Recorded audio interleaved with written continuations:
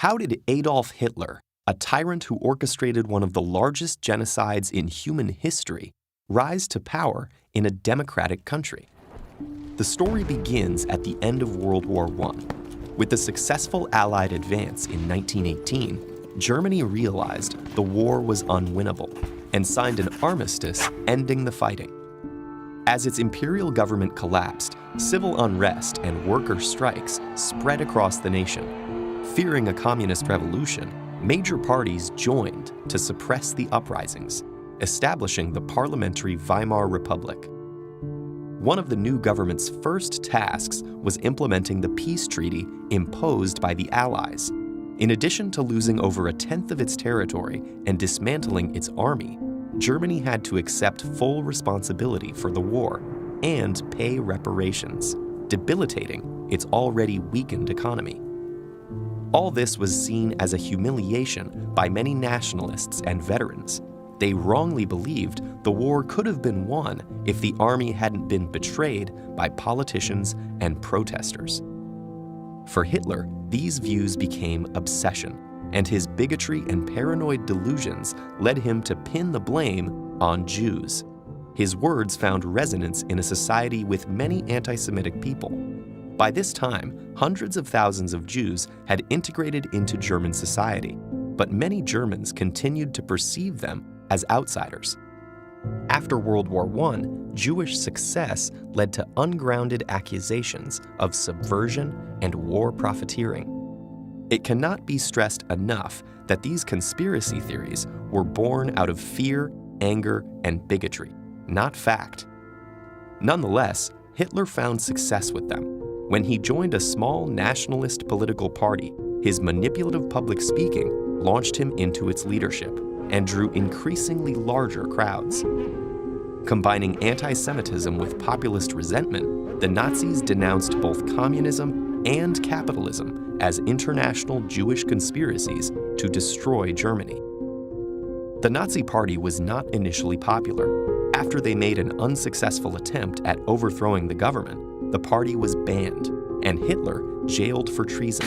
But upon his release about a year later, he immediately began to rebuild the movement. And then, in 1929, the Great Depression happened. It led to American banks withdrawing their loans from Germany, and the already struggling German economy collapsed overnight. Hitler took advantage of the people's anger, offering them convenient scapegoats and a promise to restore Germany's former greatness. Mainstream parties proved unable to handle the crisis, while left-wing opposition was too fragmented by internal squabbles.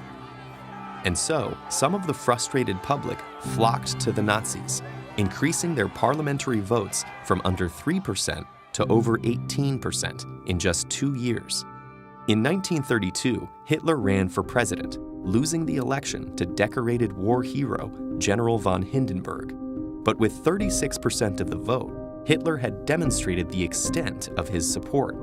The following year, advisors and business leaders convinced Hindenburg to appoint Hitler as chancellor, hoping to channel his popularity for their own goals. Though the chancellor was only the administrative head of parliament, Hitler steadily expanded the power of his position. While his supporters formed paramilitary groups and fought protesters in the streets, Hitler raised fears of a communist uprising and argued that only he could restore law and order. Then, in 1933, a young worker was convicted of setting fire to the Parliament building. Hitler used the event to convince the government to grant him emergency powers. Within a matter of months, freedom of the press was abolished. Other parties were disbanded, and anti-Jewish laws were passed. Many of Hitler's early radical supporters were arrested and executed, along with potential rivals. And when President Hindenburg died in August 1934, it was clear there would be no new election. Disturbingly, many of Hitler's early measures didn't require mass repression. His speeches exploited people's fear and ire to drive their support behind him and the Nazi Party. Meanwhile, businessmen and intellectuals wanting to be on the right side of public opinion endorsed Hitler. They assured themselves and each other that his more extreme rhetoric was only for show.